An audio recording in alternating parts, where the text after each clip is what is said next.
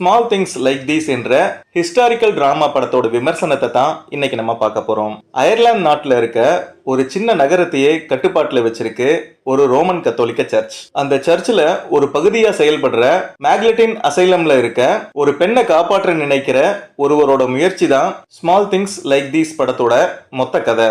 சுமார் 100 வருஷமா family support இல்லாத பல பெண்கள் மேக்டலின் லாண்ட்ரிஸ்ல சிக்கி சின்ன பின்னமானதை சொல்வதுதான் இந்த படத்தோட கதை. நம்ம ஹீரோட பிளாஷ்பேக்கும் கரண்ட்ல நடந்துகிட்டு இருக்க படத்தோட கதையும் சேர்ந்தே வருவது போலதான் ஸ்கிரீன் பிளே இருந்தது. அடுத்து இந்த படத்துல காட்டப்பட்ட லொகேஷன்ஸும் படத்தோட சினிமோட்டோகிராஃபியும் ரொம்ப அற்புதமா இருந்துச்சு. ஹீரோ கேரக்டர்ல வர்ற சில்லியன் மர்ஃபியோட ஆக்டிங் ரொம்ப நல்லா இருந்துச்சு.